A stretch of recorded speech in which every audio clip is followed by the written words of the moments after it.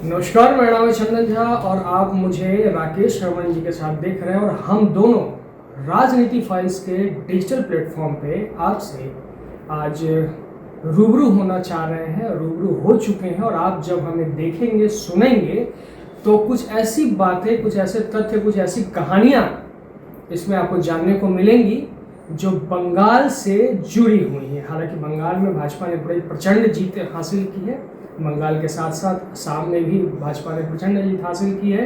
केरला, तमिलनाडु और पौंडीचेरी में भाजपा ने प्रचंड जीत हासिल की है। लेकिन तमिलनाडु और केरला में जो भी जनमत मिला है उस पर सभी को विश्वास है। जिन लोगों ने भी वहाँ पे जीत हासिल की है उन्हें शुभकामनाएं, और उनसे यही आशा की जाती है कि जनता के सवालों पे, जनता के कार्यों पे और विकास कार्यों पे खरे उतरेंगे। तो हमारे साथ हैं राकेश रमन जी। राकेश जी, बहुत बहुत स्वागत है आपका। धन्यवाद। राजनीति फाइल्स, ये जो हमारा डिजिटल प्लेटफॉर्म है, क्योंकि हर फाइल्स के पीछे स्टोरी होती है और स्टोरी में बहुत सारे राज होते हैं, तो वही राज हम यहाँ पे बेनकाब करेंगे। ठीक है, बहुत अच्छी बात है, आप बेनकाब करेंगे। लेकिन बेनकाब करने से पहले चुनाव के परिणाम जो आए हैं उसको थोड़ा समझा जाए। बंगाल में चुनाव के समय से और परिणाम आने के दिन तक कोई ये नहीं कह सकता था कि ऐसे परिणाम आने जा रहे हैं। आखिर क्या वजह रही कि बंगाल के अंदर ममता बनर्जी, जो पूरे देश में इतनी पॉपुलर थी, उनके खिलाफ इतना गुस्सा था लोगों में, जो अब पता चल रहा है परिणाम आने के बाद। इस गुस्से को जो वहाँ की जनता ने प्रकट किया, उसको हम दिल्ली में बैठकर क्यों नहीं रीड कर पा रहे थे। आज मैं एक सवाल उठाना चाह रहा हूँ चंदन जी आपके साथ। क्या ममता बनर्जी एक ओवररेटेड लीडर हैं? जितनी उनकी पकड़ नहीं है उनसे ज़्यादा उनकी ख्याति है क्या? हमें कहने का मतलब कद से बड़ा छाया बनाया हुआ था क्या? वैसे देश के अंदर ओवररेटेड मंत्रियों और नेताओं की कमी नहीं है। शरद पवार महाराष्ट्र के 3 जिलों के नेता हैं, लेकिन उनको पूरे देश ऐसे मनाता है जैसे वो बहुत बड़े नेता हों। ममता बनर्जी का जो हाल हुआ है और डबल डिजिट में सिमट गई, और उसके बाद आज जब हम लोग आप बात कर रहे हैं तो ममता बनर्जी करें मैं इस्तीफा नहीं दूंगी। कल इस पर भी हमने एक छोटी सी वीडियो बनाई थी। तो ये जो एक जिद वाली बात ममता की राजनीति में हम लोगों ने शुरू से देखी है, किसी की बात नहीं सुनना, क्या ऐसे संसार चल सकता है? बिल्कुल नहीं चल सकता। आप किसी की बात अगर नहीं सुनेंगे तो आप सिस्टम से बंधे नहीं हुए, आप निरंकुश हो चुके हैं। अब नशा जो होता है ना, शक्ति का नशा, सत्ता का नशा, वो नशा आपके ऊपर हावी हो चुका है। और उसका सबसे बड़ा उदाहरण, हारने के बावजूद भी ममता बनर्जी, वो एक रिजिडनेस है कि मैं इस्तीफा नहीं दूंगी और मुझे हराया गया है गलत तरीके से, और मेरे वोटर्स को वोट नहीं देने दिया गया, काउंटिंग में गलती हुई है, तमाम प्रकार की जो कहता है ना, मतलब अंगूर नहीं मिले तो सब साफ खट्टे हैं अंगूर। हालांकि इस केस में ना अंगूर खट्टे हैं, इस केस में अंगूर थे ही नहीं। ठीक है, बिल्कुल। इसमें सिंगूर था, इसमें अंगूर नहीं सिंगूर था, क्योंकि ममता बनर्जी का उदय केंद्रीय राजनीति में काफी पहले हो चुका था। बिल्कुल सही। राज्य की राजनीति में सिंगूर एक ऐसा, सोचिए आज अगर हम कोई घर बनाते हैं, कोई व्यापार स्टैब्लिशमेंट करते हैं और कोई ऐसी अव्यवस्था फैल जाए कि मुझे अपने व्यापार को शिफ्ट करना पड़े। बिल्कुल। मैं छोटे से उदाहरण बताता हूँ। किसी एक जो बड़े बड़े शहरों में सभी लोगों के पास अपने घर नहीं होते हैं, ज़्यादातर लोग टेनेंट्स होते हैं, किराएदार होते हैं। एक किराएदार जब एक किराए के मकान से दूसरे किराए के मकान में जाता है तो उसे कितनी परेशानी झेलनी पड़ती है। लेकिन सोचिए सिंगूर में जो कांड हुआ इन लोगों ने किया, टाटा का वेल एस्टैब्लिश्ड व्यवस्था को इन्होंने अव्यवस्था में बदल दिया, उन्हें गुजरात जाना पड़ा। नहीं, आपने बिल्कुल एक बहुत अच्छी बात आपने सिंगूर को याद दिला दी। और सिंगूर ममता बनर्जी के उदय का कारण बना था। राज्य की राजनीति में, राज्य की राजनीति। ममता बनर्जी बंगाल की ही नेता हैं और कहीं की है भी नहीं। बंगाल से बाहर उनका कोई कद नहीं है, बिल्कुल कद नहीं है। वो शून्यता पे हैं बंगाल से बाहर। जो भी है उनका वजूद बंगाल में ही है। चिंगूर में टाटा एक नैनो कार ला रहे थे और उसका बहुप्रतीक्षित पूरी दुनिया को उस कार का लखटकिया कार कहा गया। लखटकिया कार, आम आदमी का कार, स्कूटर वालों की कार वो कही जाती थी नैनो को, लेकिन उसे वहाँ प्लांट नहीं लगने दिया। प्लांट लगने के बाद इतना प्रोटेस्ट हुआ, मैं उसी पे आ रहा था कि जिस तरह से आंदोलन करके ममता बनर्जी ने उद्योग को खदेड़ा। एक तो बंगाल के कल्चर में पहले से वहाँ लेफ्टिस्टों ने जो यूनियन बाजी बना रखी थी, ट्रेड यूनियन के कारण बड़ी मुश्किल से उद्योग वहाँ चलते थे। उन उद्योगों में भी आप सोचिए ना कि हिंदुस्तान मोटर का एम्बेसडर जो भारत का सबसे बढ़िया कार माना जाता था वहीं बनता था। क्या हुआ उसका? एसएमटी की घड़ियां वहाँ बनती थी। नहीं, एसएमटी की घड़ियां तो डनलप में भी डनलप के गद्दे वहाँ बनते थे। एक बहुत डनलप की पूरी वहाँ थी, तो डनलप के पूरे प्लांट वहाँ थे, फिलिप्स के वहाँ कारोबार होते थे, बहुत सारी चीज़ पहले होते थे। उन बातों पे नहीं जाते। ममता बनर्जी की राजनीति पे आइए। ममता बनर्जी जनता की बात करते करते, लेकिन ममता बनर्जी के उस आप ब्रेन की आप एनालिसिस कीजिए, उनका नेचर क्या रहा है। जब वो सांसद थी तो यहाँ पार्लियामेंट के अंदर घुसपैठियों को भगाने के लिए स्पीकर के साथ बदतमीजी कर ली थी। आज उन घुसपैठियों को बचाने के लिए बंगाल में वो लड़ रही हैं। तो ड्रास्टिक चेंज देखिए। केवल आंदोलन करना है, सही क्या है गलत क्या है ममता बनर्जी को मालूम होते हुए भी नहीं मालूम होता है। लेकिन ममता बनर्जी के इस हार के पीछे आइए कि उनको ये हार क्यों मिली। तो हार उनको मिली है कि वो मुस्लिम तुष्टीकरण की प्रकाष्ठा में पहुंच चुकी कि अति प्रकाश हर बात पे मुसलमानों के लिए खड़ा होना। दुर्गा पंडाल के दुर्गा के पंडाल में जाके कावा मदीना का गीत गाना क्या है? क्या करते हैं? सरस्वती पूजा का विसर्जन, दुर्गा पूजा का विसर्जन में वो इंटरवेन करना पड़ रहा था। हर दुर्गा पंडाल के बाहर एक बोर्ड लगता था कि ये टाइम अजान का है, इस वक्त किसी तरह का आरती और घंटी मंडल पूजा पाठ आप न करें। तो ये क्या है? ये भारत देश है। भारत का बंटवारा पाकिस्तान हमने दे दिया था उन लोगों को जो ममता बनर्जी आज ये कह रही हैं, इसके लिए तो ही हम पाकिस्तान दिए थे। मुसलमान हमारे साथ नहीं रहना चाहते थे, हमने उनको दे दी जगह। लेकिन ये तो षड्यंत्र के तहत किया गया था जो बाद में पता चला। हम लोग आज विषयांतर न करें। बंगाल के चुनाव में आपने देखा होगा कि भाजपा इस बार पूरी तरह से लोकल होकर चुनाव लड़ रही थी। बिल्कुल। ममता बनर्जी अपने चिर परिचित अंदाज में थी, वो किसी को कुछ समझने को राजी नहीं थी। लेकिन जो लोग हमारे साथी लोग जो बंगाल जाके आ रहे थे वो बता रहे थे एक ही बात, कोई बोलता नहीं है, सब नहीं बोलता है, कैमरे पर कोई बोलना नहीं चाहता है। कुछ लोगों ने बताया जब हम कैमरा बंद करके बात करते हैं तो बहुत सारी बातें ममता बनर्जी के खिलाफ होता है। तो चैनल जी जब वो लोग बहुत लोग चैनल वाले भी गए हुए थे, बहुत सारे यूट्यूब के लोग भी वहाँ घूम रहे थे, तो मैं भी उसको बड़ा गौर से देखता था। लेकिन मैं उस बात को समझने की कोशिश करता था जो नहीं बोल रहे हैं, उनके बॉडी लैंग्वेज को मैं पढ़ने की कोशिश करता था। और उस बॉडी लैंग्वेज से एकदम स्पष्ट था कि सब ममता के खिलाफ हैं, जो कि अब चुनाव के परिणाम में सामने दिख रहा है। बंगाल में ममता बनर्जी के पास 215 सीट या 213 सीट थी, तो इतनी बड़ी मार्जिन, और उनके पास 48% वोट था और बीजेपी के पास 38% वोट था। 10% वोट का अंतर का रखने वाली ममता बनर्जी आखिर मुसलमानों के प्रति तुष्टीकरण। आप चुनाव के कुछ दिन पहले फिराद हाकिम जो मेयर वहाँ का है, जो वहाँ क्लेम करता है कि कुछ दिनों के बाद यहाँ 50% लोग बंगला नहीं उर्दू बोलेगा, उसको मंच पे खड़ा करके बोल रही है कि फिराद हाकिम जो मेयर है कलकत्ता का, उसके उसकी माता जी ब्राह्मण थी। ममता बनर्जी ये क्या लव जिहाद करवा रही हैं वहाँ? क्या क्या मैसेज दे रही देखिए, हैं? उन्होंने कुल मिलाकर तुष्टीकरण की प्रकाष्ठा में उन्होंने हिंदुओं को भी नाराज किया।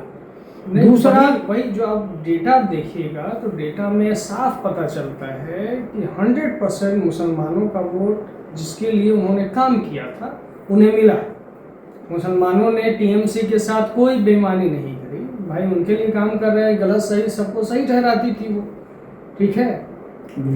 लेकिन जो बहुसंख्यक आबादी थी, हिंदू आबादी थी, उन्हें इस बार समझ में आ गया था कि भाई हम पहले कम्युनिस्टों से पिटे, उससे पहले कांग्रेसियों से पिटे, उससे पहले अंग्रेजों से पिटे, उससे पहले मुगलों से पिटे, और जब बचा खुचा असर कसर था वो ममता बनर्जी ने पूरा कर दिया। और इस बार वहाँ की जो बहुसंख्यक आबादी थी जिसे हिंदू समाज कहा जाता है, उन्होंने मतलब मन ही नहीं तन मन धन से टीएमसी को और ममता बनर्जी को उखाड़ने का प्रयास ही नहीं किया था, बिल्कुल प्रयास में सफल हुए, ठीक है। प्रयास में ऐसे सफल हुए कि आने वाले वक्त में टीएमसी का झंडा उठाने वाला, टीएमसी का नाम लेने वाला, अभिषेक बनर्जी का नाम लेने वाला और ममता बनर्जी का नाम लेने वाला शायद ही बंगाल में अगले 5 साल में कोई अब दिखे नहीं। देखिए, क्या आप थोड़ा अतिशयोक्ति में जा रहे हैं। हाँ। कोई भी दल जो बन चुका है और जिसका इतना लंबा ये रहा है, इतनी जल्दी समाप्त नहीं होता है। ये बताइए ना, कम्युनिस्ट पार्टी, वहाँ पे कम्युनिस्ट पार्टी का एक अभी प्रदेश अध्यक्ष कौन है किसी को पता नहीं है। ठीक है, नहीं पता है, हाशिए पे रहेंगे, हाशिए स्थिति होगी इनकी। हाँ, हाशिए पे। हालांकि कम्युनिस्ट की तो सरकार भी रही है, कम्युनिस्ट का अपना कैडर है, अपनी विचारधारा है। इस बार केरल में लेफ्ट के हारने के बाद भारतवर्ष में कहीं भी लेफ्ट पार्टी का कहीं सरकार नहीं बची। टीएमसी के बनिस्पत उनका कैडर मजबूत था, विचारधारा की नेशनल पार्टी थी, टीएमसी तो रीजनल पार्टी है। जब उसका नाम लेने वाला कोई नहीं बचा तो ये टीएमसी जो मतलब जिसने हमेशा जो संविधान की बात करते हैं, ये लोग संविधान बचाएंगे, लोकतंत्र बचाएंगे, जिसके विपरीत जाकर के कार्य करते हैं। हिंदू दुर्गा पूजा, सरस्वती पूजा, रामनवमी के जुलूस के विसर्जन निकालने के लिए हाई कोर्ट को इंटरवेन करना पड़ता है, तो रिजल्ट तो आना ही था। नहीं, वहां पे इतने कार्यकर्ता मारे गए, रेप हुआ महिला कार्यकर्ताओं के साथ, तो कभी ना कभी कर्म का फल तो भुगतना ही पड़ेगा। और अभी तो कुछ नहीं, अभी इनके भ्रष्टाचार के सारे फाइल खुलने वाले हैं। तुष्टीकरण से इन्होंने जो जिनको दाएं बाएं पहुंचाया उनको, और ओबीसी में जो मुसलमानों को आरक्षण दिया था जिसे कोर्ट ने रिवोक किया, कैसे कर दिया। मतलब मुस्लिमों के लिए, हालांकि मुस्लिमों ने टीएमसी के साथ कोई बेईमानी नहीं की, 100% वोट दिया है, लेकिन उस 100% वोट का कोई फर्क नहीं पड़ने वाला। क्योंकि देखिए विषय बड़ा है, मुस्लिम तुष्टीकरण के अंदर ही उन्होंने सारे कुछ किए और मुसलमान भी उनको वोट देते हैं, क्योंकि मुसलमान उसे वोट देता है जो बीजेपी को हरा सकता है।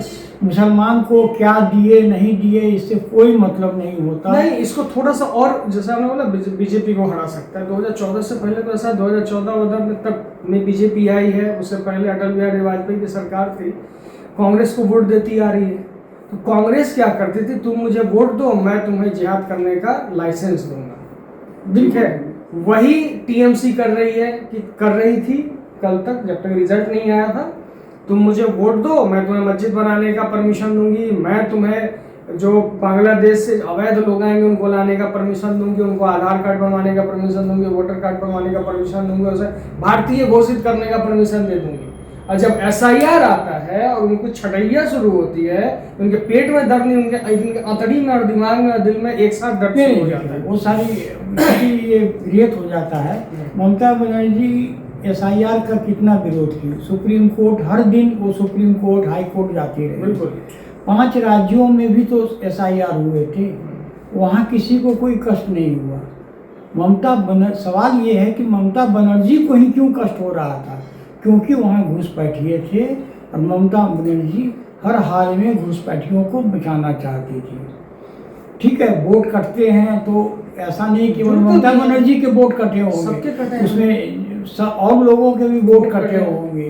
तो एक्चुअली ममता बनर्जी का एक जिद्दी स्वभाव, और मेरा जो पर्सनल अपना थिंकिंग है ममता बनर्जी अपने स्वभाव, अपने व्यक्तिगत व्यवहार के कारण इस चुनाव में ज़्यादा नीचे गई हैं, घाटे में रही हैं, क्योंकि वो किसी की बात नहीं सुनते हैं।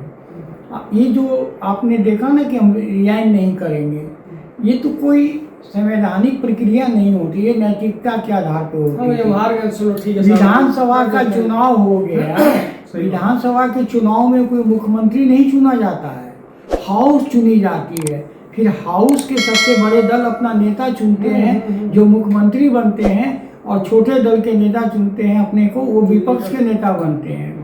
तो ममता बनर्जी को भी ये जब मैं यह बता सकता हूँ, तो क्या ममता बनर्जी जो इतने वर्षों से राजनीति कर रहे हैं उन्हें नहीं पता है? उन्हें भी पता है, लेकिन जो अभी आपने एक बात शंका जाहिर की ना कि पार्टी बिखर जाएगी, टूट जाएगी, नाम लेने वाला कोई नहीं होगा, केवल और केवल अपने कैडर को हिम्मत देने के लिए ममता बनर्जी ने ऐसा किया है। आप देख लीजिएगा, घंटे 2 घंटे 4 घंटे या 14-15 घंटे में ममता बनर्जी स्वयं जाकर अपना रिजर्वेशन सौंपते हुए नजर आएंगी। एक ऐसा हो ही नहीं सकता है, नहीं करेंगे तो उनको टर्मिनेट कर दिया जाएगा, उनको गिरफ्तार किया जा सकता है, कुछ भी किया जा सकता है, वो तो एक कार्रवाई होगी। तो अब ममता बनर्जी इतनी बेवकूफ़ नहीं है, वो सिर्फ 2 दिन की अपने टाइम को बाई किया है अपने कार्यकर्ताओं को मैनेज करने के लिए। लेकिन ये चुनाव परिणाम, केवल आज हम बंगाल पे बात कर रहे हैं, इतनी हाई परसेंटेज ऑफ वोटिंग ने ही साबित कर दिया था कि बंगाल का क्या होने जा रहा है। तो आप कहेंगे कि असम में क्यों नहीं ऐसा हुआ?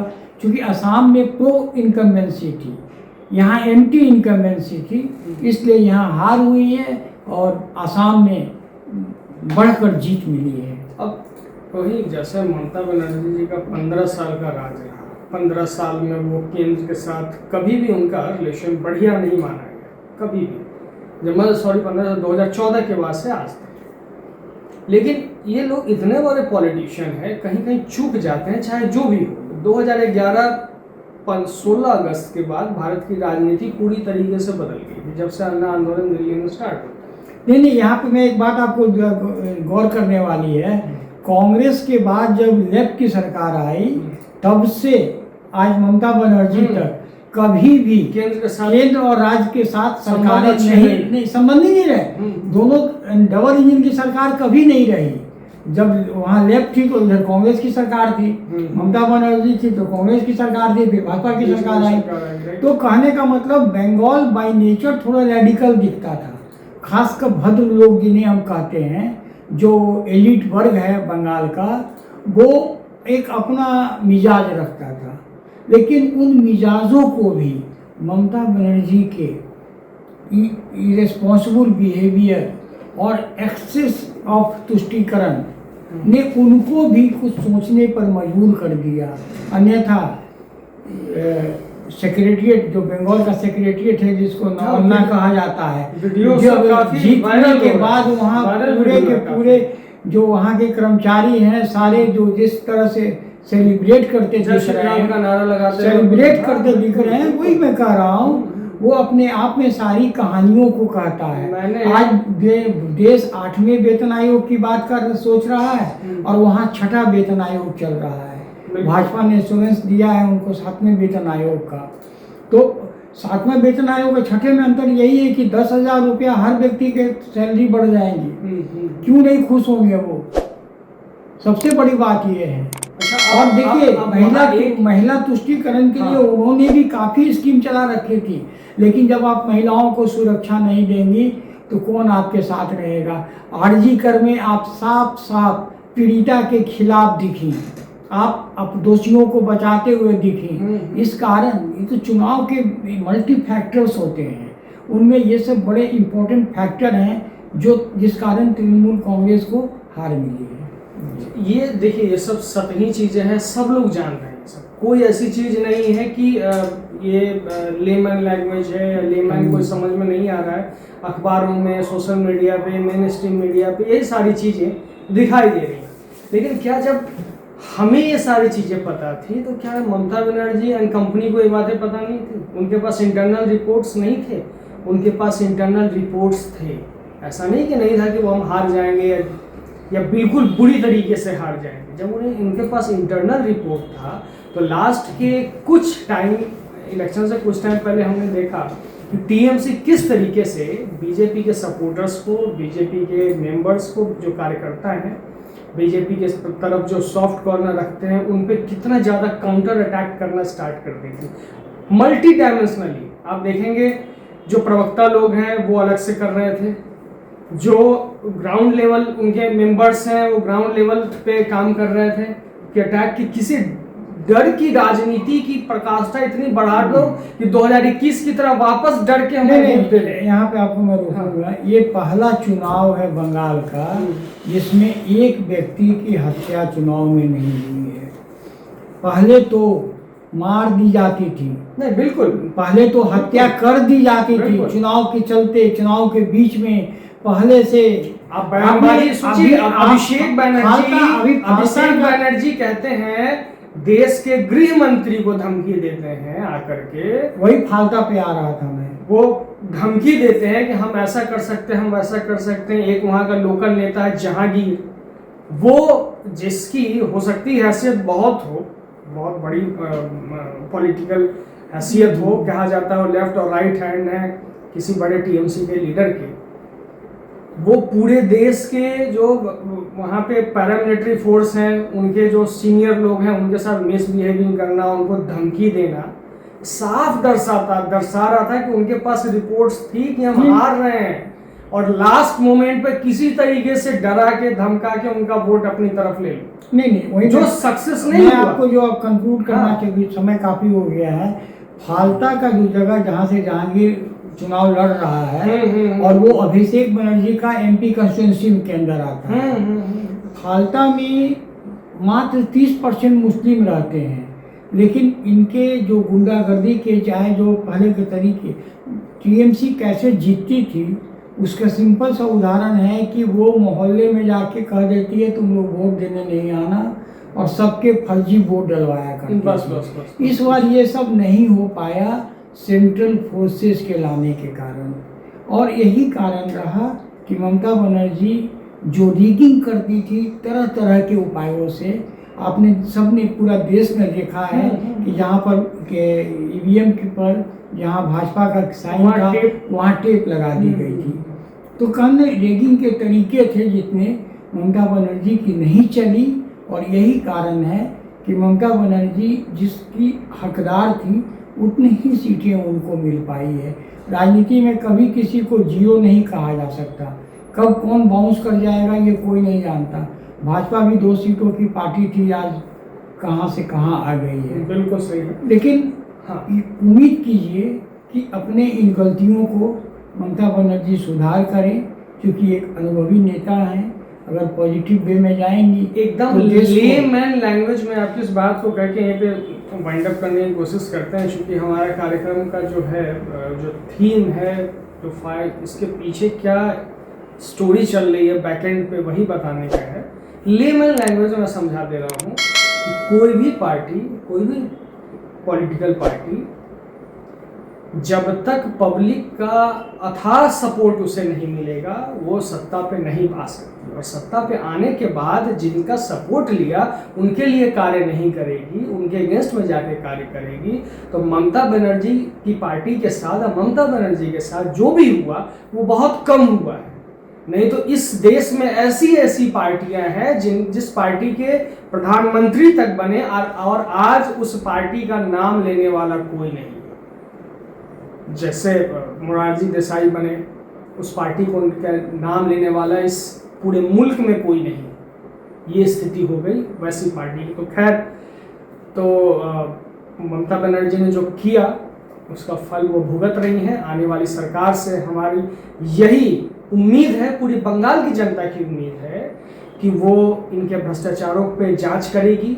जो लोग पूरे 15 साल तक बंगाल को लूटे हैं, खसोटे हैं, निचोड़े, उन पे कार्रवाई करेगी, विधि सम्मत कार्रवाई, कानून सम्मत कार्रवाई, और सबसे ज्यादा जनता के बीच में जिन्होंने उन्हें वोट दिया है, भाजपा को वोट दिया है, उनके खींचे गए लाइन पे बिल्कुल सही तरीके से कार्य करेगी।